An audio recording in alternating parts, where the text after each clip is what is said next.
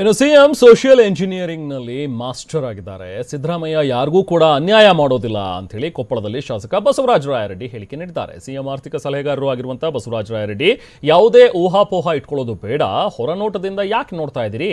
ರಾಜ್ಯದಲ್ಲಿ 1 ಕೋಟಿ ಲಿಂಗಾಯತರಿದ್ದಾರೆ, ಲಿಂಗಾಯತರಲ್ಲಿ ಉಪಜಾತಿಗಳಿವೆ, ಉಪಜಾತಿ ಬೆರೆಸಿದ್ದು ಯಾರು ತಪ್ಪು ಅಂತಲೂ ಕೂಡ ಮಾತಾಡ್ತಾರೆ. ಕಾಂತರಾಜ್ ಅವರ ಸಾಮಾಜಿಕ, ಶೈಕ್ಷಣಿಕ, ಆರ್ಥಿಕ ವರದಿಯನ್ನು ಏನು ಕೊಟ್ಟಿದ್ದರು ಅದನ್ನು ರಾಜ್ಯ ಸರ್ಕಾರ ಕ್ಯಾಬಿನೆಟ್ನಲ್ಲಿ ಮಂತ್ರಿಗಳಿಗೆ ಕೊಟ್ಟು ಇದನ್ನು ಸ್ಟಡಿ ಮಾಡ್ರಪ್ಪ, ಇದನ್ನು 17ನೇ ತಾರೀಕಿನ ದಿವಸ ಇದರ ಬಗ್ಗೆ ಚರ್ಚೆ ಮಾಡೋಣ ಅನ್ನೋಂಥ ಮಾತನ್ನು ಹೇಳಿದ್ದಾರೆ. ಆದರೆ ಪತ್ರಿಕೆಯಲ್ಲಿ ಈ ಊಹಾಪೋಹಗಳ ಮೇಲೆ ಜಾತಿವಾರಗಳು ಬರೆದಿದ್ದಾರೆ. ಅದು ಸತ್ಯ ಇರ್ಬೋದು, ಅಸತ್ಯ ಇರ್ಬೋದು. ಯಾಕಂದರೆ ನಾನು ಆ ರಿಪೋರ್ಟ್ ನೋಡಿಲ್ಲ. ರಿಪೋರ್ಟ್ ಗೊತ್ತಿರೋದು ಯಾರಿಗೆ? ಫಸ್ಟ್ ಗೊತ್ತಿರೋದು ನಮ್ಮ ಜಿಲ್ಲೆ ಉಸ್ತುವಾರಿ ಮಂತ್ರಿಗಳು, ಹಿಂದುಳಿದ ವರ್ಗದ ಮಂತ್ರಿಗಳು, ಅವ್ರಿಗೆ ಬರುತ್ತೆ. ಅವರು ಮುಖ್ಯಮಂತ್ರಿಗಳಿಗೆ ಕೊಟ್ಟಿರ್ತಾರೆ, ಗೊತ್ತಿರೋದು ಅವ್ರಿಗೆ. ಅದು ಸ್ಟಡಿ ಮಾಡಬೇಕು. ಅದೇನು ಇದು ಒಂದು 10 ಪೇಜಿನ ಪುಸ್ತಕ ಅಲ್ಲ, ಅದು ಇಟ್ಸ್ ಎ ಬಿಗ್ ವ್ಯಾಲ್ಯೂಮ್ಸ್.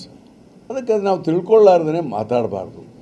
ಅದಕ್ಕೆ ಏನಾಗಿದೆ ಅನ್ನೋದ್ರ ಬಗ್ಗೆ 17ನೇ ತಾರೀಕು ಅದ್ರ ಬಗ್ಗೆ ಓಪನ್ನಾಗಿ ಹೊಸದಾಗಿ ಕ್ಯಾಬಿನೆಟ್ ಚರ್ಚೆ ಮಾಡಲಿ. ಇವತ್ತು ಈ ವರದಿ ಏನಿದೆಯಲ್ಲ, ಇದು ಓನ್ಲಿ ಶೈಕ್ಷಣಿಕ, ಸಾಮಾಜಿಕ ಮತ್ತು ಕೆಲವು ಆರ್ಥಿಕ ವಿಚಾರದಲ್ಲಿ ಲಿಮಿಟೆಡ್ ಇದೆ. ಅದಕ್ಕೆ ಮತ್ತೆ ಒಂದು ಆಯೋಗ ರಚಿಸಬೇಕಾಗುತ್ತೆ. ಯಾರ್ಯಾರನ್ನ ಇದು ಕೊಟ್ಟ ತಕ್ಷಣ ನಾಳೆ 85%, 90% ರಿಸರ್ವೇಷನ್ ಕೊಡೋಕ್ಕೆ ಬರಲ್ಲ. Please understand the law. ಮತ್ತೊಂದು ಆಯೋಗ ರಚನೆ ಮಾಡಿ ಯಾವ್ಯಾವ ವರ್ಗಗಳನ್ನು ಎಲ್ಲೆಲ್ಲಿಗೆ ತರಬೇಕು, ಎಷ್ಟು % ತರಬೇಕು ಅನ್ನೋದನ್ನು ಚರ್ಚೆ ಆಗಬೇಕು. It takes time. ಆಮೇಲೆ ಇನ್ನೊಂದು ಪ್ರಮುಖವಾದಂಥ ವಿಚಾರ, ಇವತ್ತಿನ ನಿಯಮಾವಳಿಯಲ್ಲಿ ಸುಪ್ರೀಂ ಕೋರ್ಟು 50%ಗಿಂತ ಹೆಚ್ಚು ರಿಸರ್ವೇಷನನ್ನು ಕೊಡಬಾರ್ದು ಅಂತ ಹೇಳಿ ಕಟ್ ಆಫ್ ಮಾಡಿದ್ದಾರೆ. ಅದಕ್ಕೆ ಬೇರೆ ಬೇರೆ ಇದ್ರ ಕೇಸ್ ಇದೆ ಒಂದು.